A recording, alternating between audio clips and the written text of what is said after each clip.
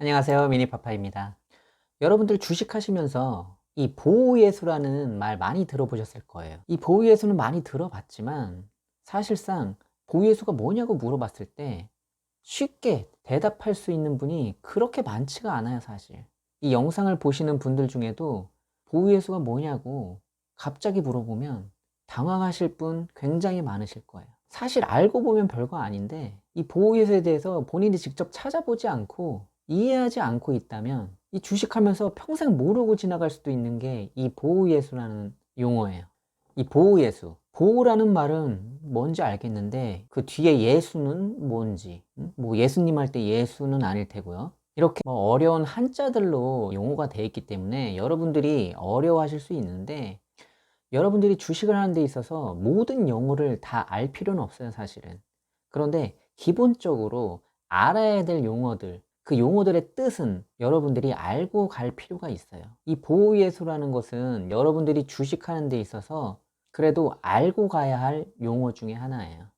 자, 그러면은 초등학생 눈높이로 제가 간단하게 말씀을 드릴 테니까 짧은 영상이니까 집중해서 보시면 보호예수를 이해하시는데 많은 도움이 되실 거예요.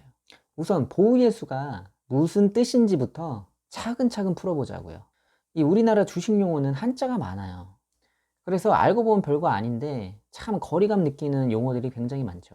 자, 이 뜻을 살펴보시면 지킬 보, 보울 호, 맡길 예, 받을 수, 뭐 받은 걸 맡기고 뭐 지키고 도와준다는 건데 여러분들이 위 사진에서 보시는 것처럼 뭐 은행 같은 곳에 금고가 있잖아요.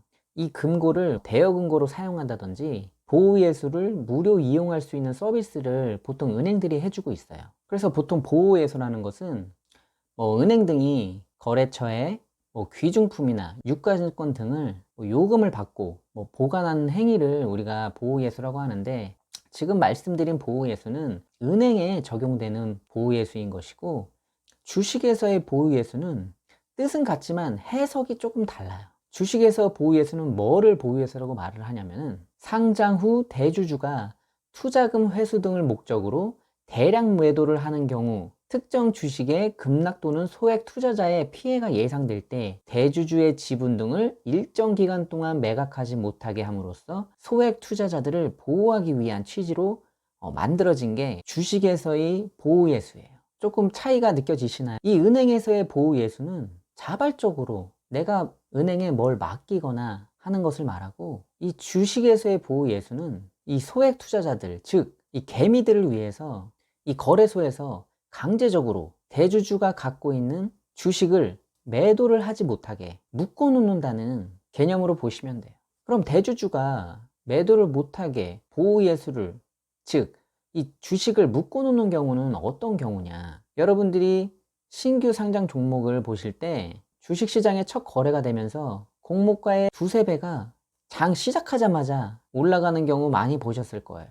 예를 들어서 카카오 게임즈를 볼 때 공모가가 24,000원이었는데 상장하고 장 시작하자마자 62,400원으로 끝났죠. 또 SK바이오팜도 여러분이 보시면 공모가가 49,000원이었는데 이 종목 또한 상장해서 첫 장 시작하자마자 168,000원으로 마무리가 됐어요. 그러면서 일주일도 안 돼서 공모가 49,000원짜리가 27만원 가까이 상승하는 공모가 대비 6배 가까운 상승을 하는 경우가 발생이 되었죠. 그렇다고 봤을 때 이런 주가 상승을 이용해서 큰 물량을 가지고 있는 대주주가 차익 실현을 하게 된다. 이럴 경우 피해는 고스란히 개미들의 몫이 될 가능성이 크게 되는 거죠.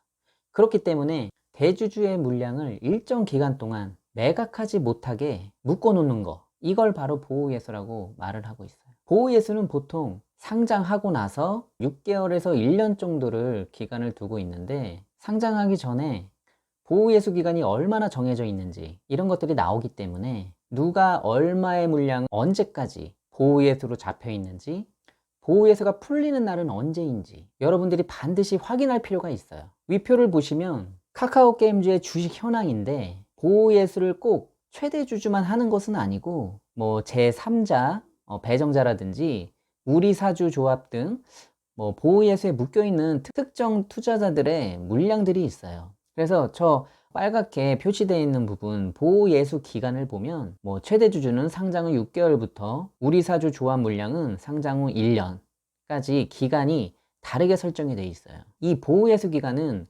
거래소와 코스닥의 경우가 각각 다르고 예외 규정도 복잡해서 정확히 설명드리기에는 너무 복잡해지니까 여러분들이 복잡하게 생각할 필요 없이 대주주 물량 등 어떤 특정 물량에 대해서 어느 일정 기간 동안 매도를 못하도록 주식을 묶어놓는 걸 보호예수라고 하는구나, 이렇게 간단하게만 생각하시고, 내가 매수한 종목이 보호예수 물량은 어느 정도인지, 언제 누구의 물량이 보호예수가 해제되어서 매도할 수 있는지, 이런 것들만 검색을 통해서 또는 공시를 통해서 알아보시면 아주 친절하게 잘 나와 있으니까 너무 어렵게 생각하실 필요가 없어요.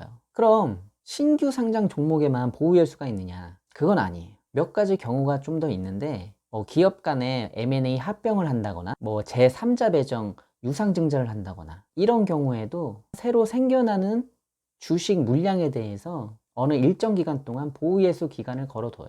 그래서 여러분들이 이 보호예수라는 어떤 용어에 대해서 너무 어렵게 생각하지 마시고, 어떤 개념인지만 여러분들이 머릿속에 있으면 나머지 것들은 여러 뉴스라든지 공시를 통해서 여러분들이 살펴보기만 하면 되는 것이니까, 제가 빨간 표로 해놓은 보호예수 기간이 어느 정도인지만 살펴보시면 보호예수에 대해서는 더 이상 설명드릴 게 없어요.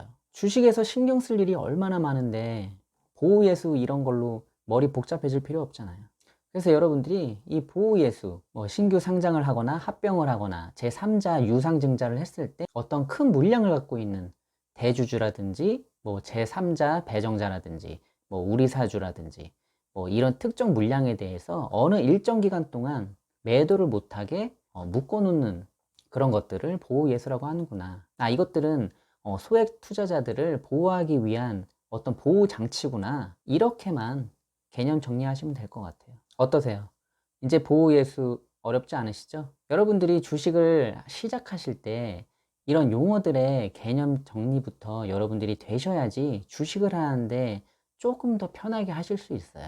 그러니까 종목 매도 매수만 할 생각하지 마시고, 이런 용어들, 이런 개념 정리도 여러분들이 꾸준히 하시면서 주식 하시면 주식 하시는데 어느 정도 도움이 되실 거라고 생각합니다. 오늘 영상은 여기서 마무리하고, 영상이 도움이 되셨다면 구독과 좋아요, 알림 설정해 주시고 다음 영상에서 또 찾아뵙겠습니다. 감사합니다.